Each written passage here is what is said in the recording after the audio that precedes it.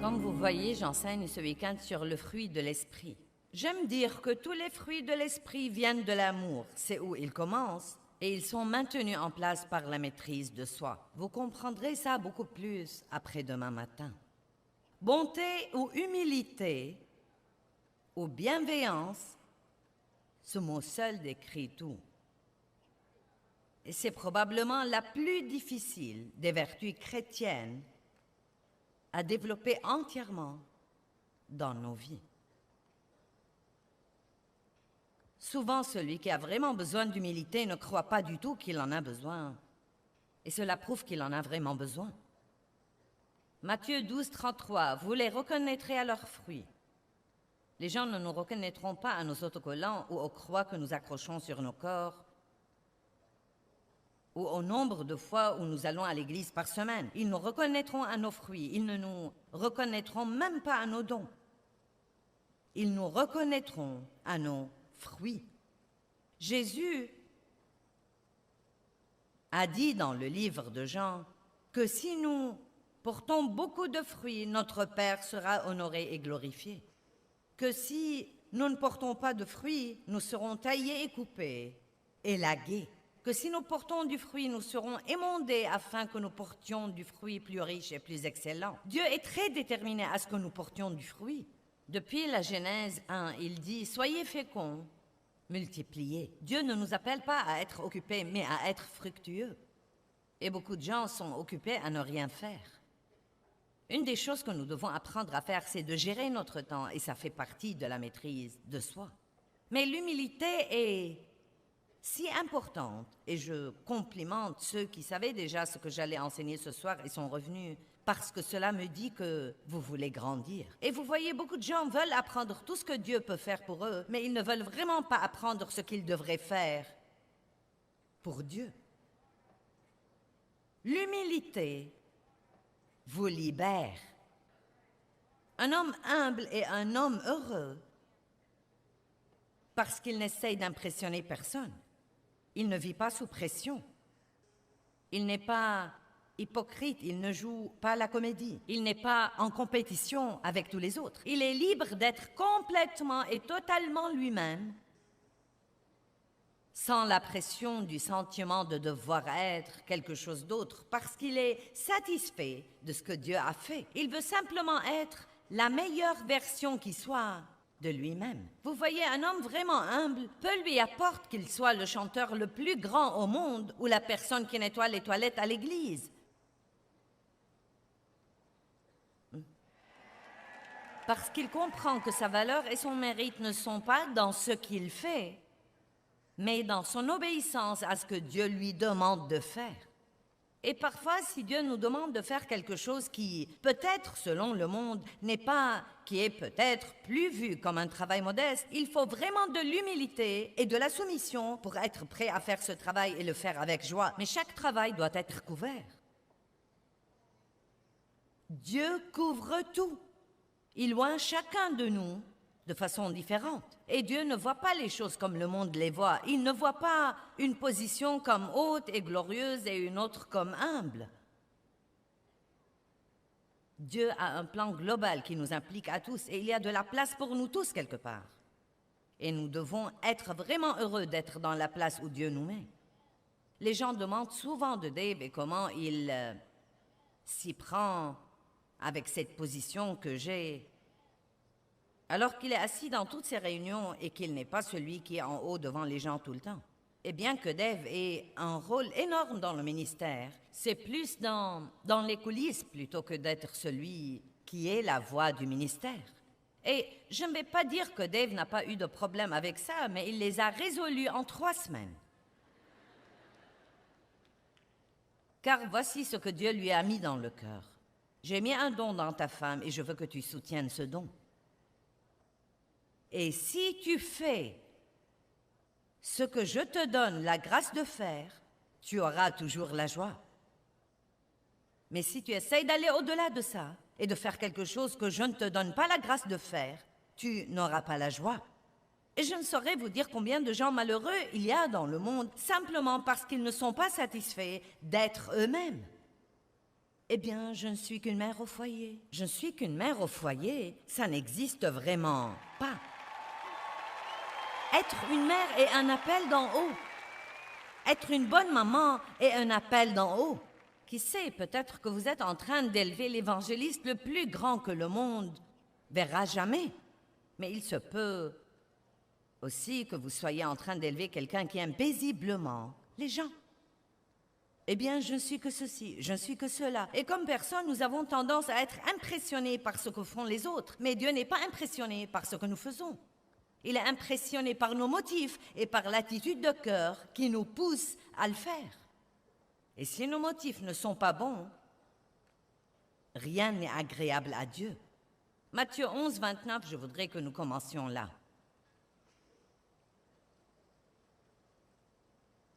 Tout d'abord, le verset 28. Je veux commencer par le verset 28.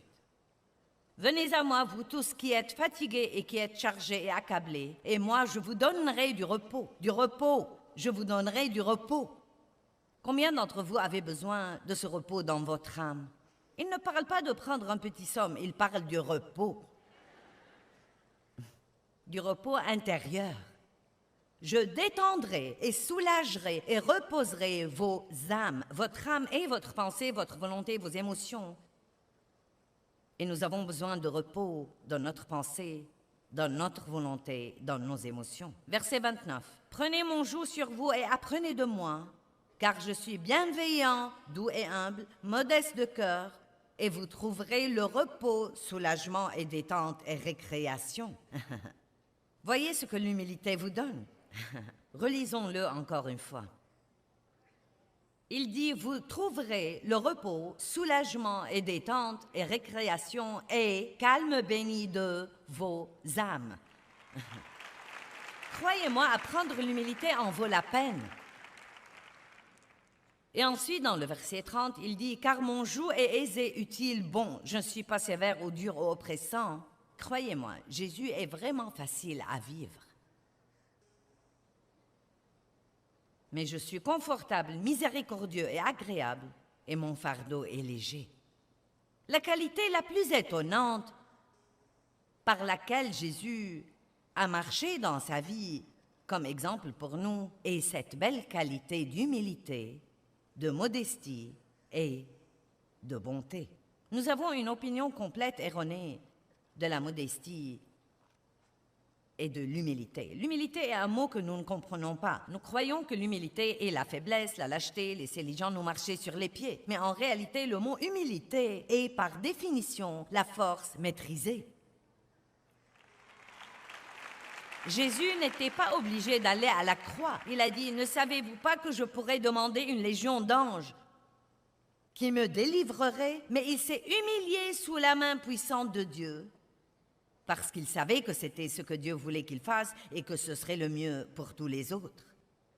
Il n'a pas utilisé son pouvoir pour éviter quelque chose, mais il s'est vraiment humilié pour endurer quelque chose qu'il croyait que Dieu voulait qu'il endure. C'est comme si quelqu'un m'a fait une méchanceté et que ça m'a exaspéré et que je savais que j'ai la capacité de me venger. Mais j'ai refusé de faire ça, car je savais que ce n'était pas ce que Dieu voulait que je fasse. L'humilité, c'est quand vous avez la capacité de faire quelque chose, mais vous ne le faites pas car vous croyez que ce n'est pas ce que Dieu veut que vous fassiez. Amen. Et c'est une personne puissante. Il faut une personne beaucoup plus puissante pour espérer en Dieu qu'il ne faut pour prendre des mesures charnelles dans votre passion. Dieu soit béni, tu ne vas pas me traiter comme ça. Oh, j'avais ce genre de passion en moi. Mais Dieu m'a donné un genre différent de passion. J'ai appris que quelqu'un avait médit de moi dans un certain restaurant. Certains de nos employés déjeunaient dans ce restaurant et cette personne qui a médit de moi était assise juste derrière eux. Elle ne savait pas qu'il travaillait pour moi et donc ces deux personnes, nanana, Joyce Meyer, nanana. Et donc il s'est avéré que cette personne était Eh bien, une d'entre elles était la femme de quelqu'un avec qui nous faisions beaucoup d'affaires et l'autre était quelqu'un qui nous livrait beaucoup de paquets par sa société et il gagnait beaucoup d'argent de ce service de livraison. Et donc, la première chose à laquelle j'ai pensé était « je vais vous montrer ». J'avais la capacité de diminuer leurs revenus.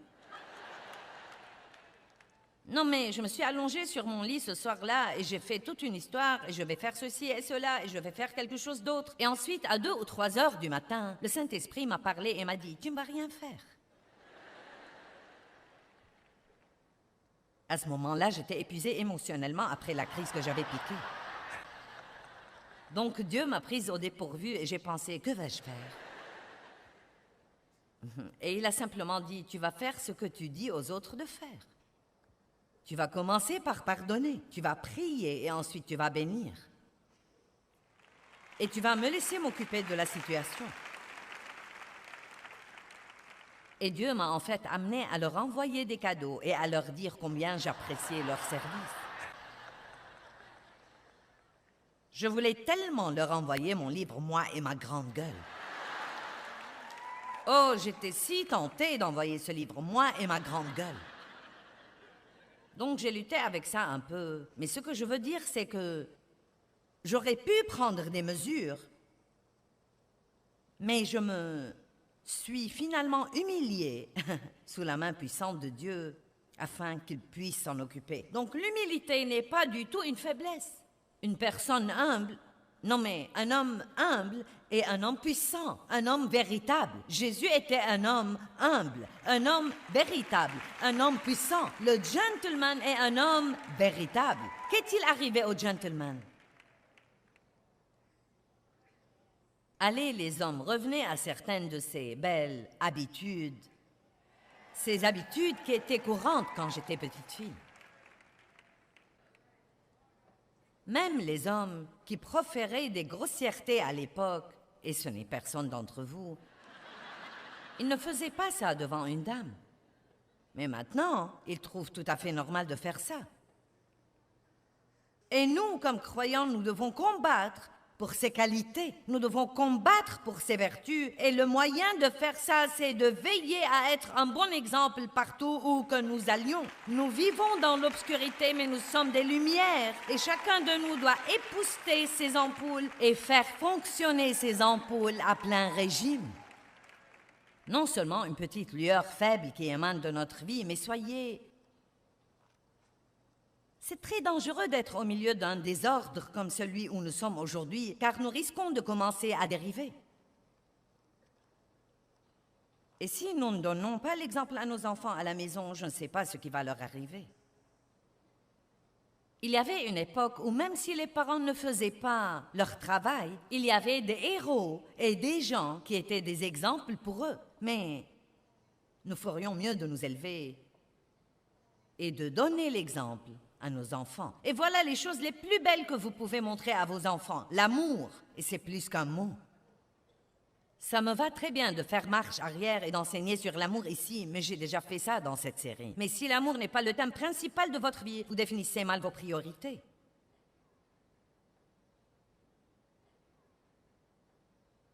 Combien d'études avez-vous fait et combien de livres possédez-vous sur l'amour? Combien méditez-vous sur l'amour? Combien de sourires mettez-vous sur les visages tous les jours? Combien de personnes aidez-vous?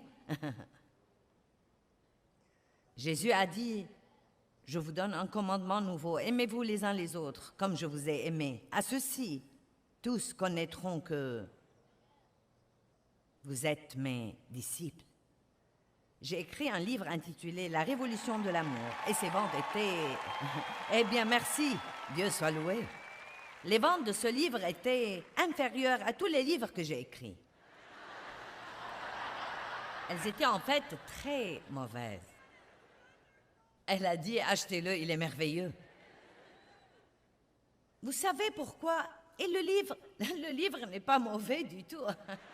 C'est un bon livre. Mais les gens ne l'ont pas acheté parce qu'ils ne s'intéressent pas à ça. Ou pire encore, ils croient qu'ils savent déjà tout là-dessus, parce que c'est un mot que nous lançons au hasard à l'église. Je t'aime de l'amour du Seigneur. Le Seigneur soit loué, sœur. Ça oui, je t'aime vraiment. Oh, foutaise, où êtes-vous quand j'ai besoin d'aide?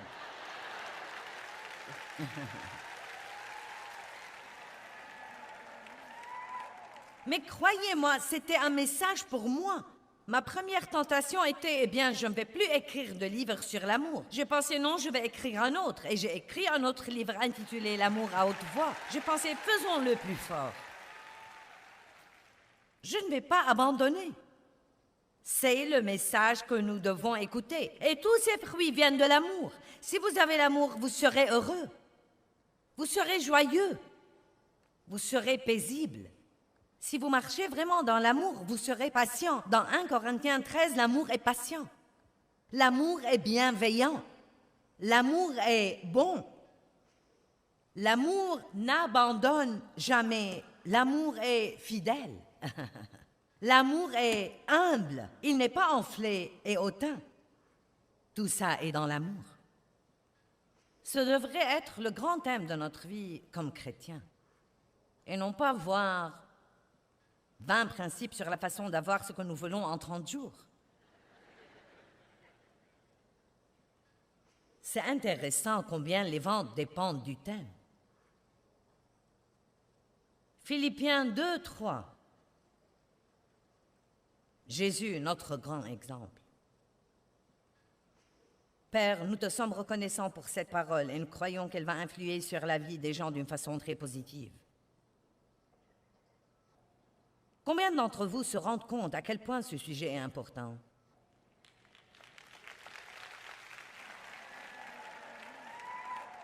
Notre beau Jésus, Philippiens 2, 3, ne faites rien par esprit de parti, par rivalité, conflit, égoïsme ou pour des fins indignes, ou incité par la vanité et l'arrogance insipide, mais dans un vrai esprit d'humilité, qui est la modestie de la pensée, où chacun considère l'autre comme meilleur et supérieur à lui, où l'un estime l'autre supérieur à lui-même. Or, ça ne veut pas dire penser plus bas de vous-même.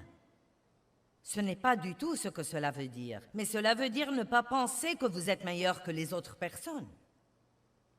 Vous dites, je ne pense pas que je suis meilleur que les autres. Eh bien, donc, êtes-vous vraiment prêt à écouter ce qu'ils ont à dire?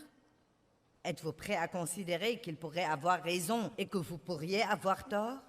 Êtes-vous prêt à recevoir gracieusement une parole de correction de leur part? Personne n'y échappera ce soir à propos. Personne. Vous n'avez aucune idée du moyen par lequel Dieu va vous parler. Je dois faire des séances de photos pour prendre ces photos pour les magazines. Et je fais ça 2 ou 3 fois par an. Et dernièrement, nous avons récupéré certaines de ces photos. Il vous donne ces longues feuilles et il y a des photos de moi dessus. Et mon fils qui gère les domaines médiatiques et tous les trucs de bureau, il les avait chez lui. Et il a un petit garçon de 3 ans. Et ils me l'ont apporté et m'ont dit, « Travis, t'as fait quelque chose. » Il avait pris des autocollants et a mis un autocollant sur chaque photo. Mais je vous dis la vérité, chaque photo où il a mis l'autocollant, c'était sur ma bouche.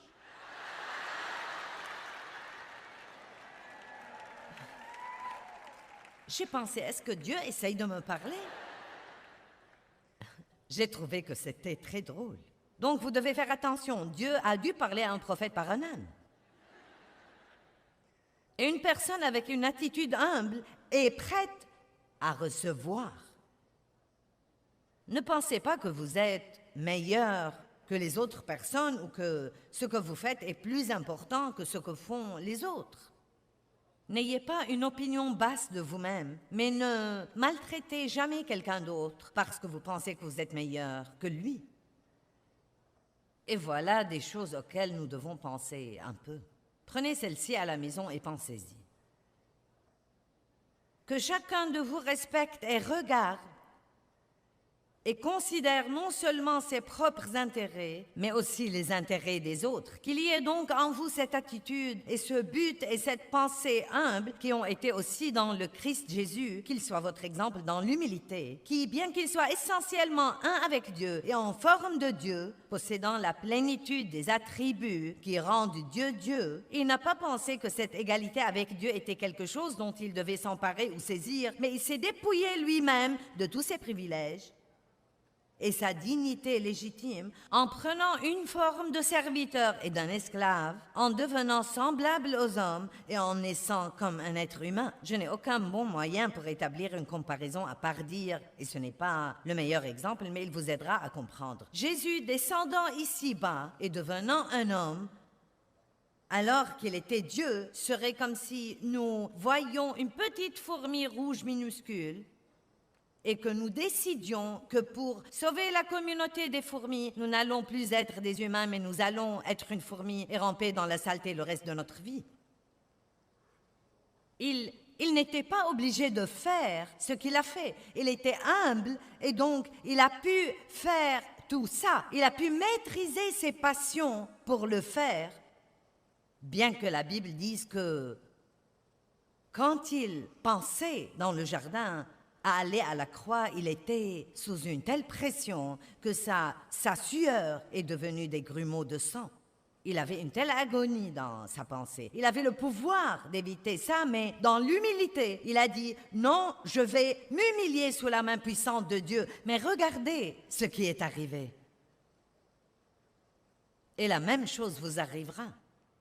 Verset 8. « Et étant trouvé en figure comme un homme, il s'est abaissé lui-même et s'est humilié davantage, se rendant obéissant jusqu'à la mort, même jusqu'à la mort de la croix. C'est pourquoi aussi, parce qu'il s'est tellement abaissé, Dieu l'a souverainement élevé et lui a donné un nom au-dessus de tout nom, afin qu'au nom de Jésus, tout genou dans les cieux, sur la terre et sous la terre fléchisse. » Alléluia! Tout genou fléchira. Ça m'intéresse vraiment que le péché du diable était l'orgueil. Le péché de Lucifer était l'orgueil. Il était le leader de l'adoration. Son corps se composait d'instruments de musique. Mais il s'est exalté. Il a dit « J'élèverai mon trône au-dessus des étoiles de Dieu. » 5 fois dans un seul verset, je crois, il a dit « Je. » Il a perdu sa position par l'orgueil et vivra dans la honte éternelle à cause de cela. Mais Jésus nous a rachetés et a eu sa position par l'humilité. L'humilité a dû venir pour surmonter l'orgueil de l'ennemi. Nous avons été volés par l'orgueil et récupérés par l'humilité. Amen. Donc, naturellement, le diable veut que nous soyons comme lui. Il veut que nous prenions sa nature. Il veut que nous soyons remplis de moi, moi-même et je pense, je veux, je sais, moi, mon, moi, moi-même et je. Jusqu'à avoir par-dessus la tête de vous-même, de parler de vous-même, de penser à vous-même, de prendre des dispositions pour vous-même. Certains en sont à peu près là aussi. C'est comme, j'en ai assez de penser à moi-même, de m'inquiéter pour moi-même, d'essayer de faire des plans pour moi-même, d'essayer de tout faire marcher pour moi-même. Je pourrais m'humilier sous la main puissante de Dieu et voir ce que Dieu peut faire. Vous savez, la force de Dieu travaillera par nos faiblesses si nous nous humilions et que nous lui disons que nous avons besoin de son travail. Nous ne devons pas trop regarder nos faiblesses parce que nous les avons tous. Ce que nous devons faire, c'est de nous tourner vers Christ et de lui demander de nous fortifier. 2 Corinthiens chapitre 12, verset 9 dit « Ma grâce te suffit » et c'est absolument vrai. Tout ce que vous ne pouvez pas faire, Dieu le fera par vous. Faites ce que vous pouvez faire et il fera ce que vous ne pouvez pas faire. Je crois que l'humilité est un des fruits de l'esprit que nous avons désespérément besoin d'étudier. Vous savez pourquoi? Parce que l'orgueil est l'opposé. Tout le problème est là. moi, l'humilité est la solution et l'orgueil est vraiment la racine de tous les péchés. C'est la racine de tous nos problèmes relationnels. C'est la racine de beaucoup de nos problèmes.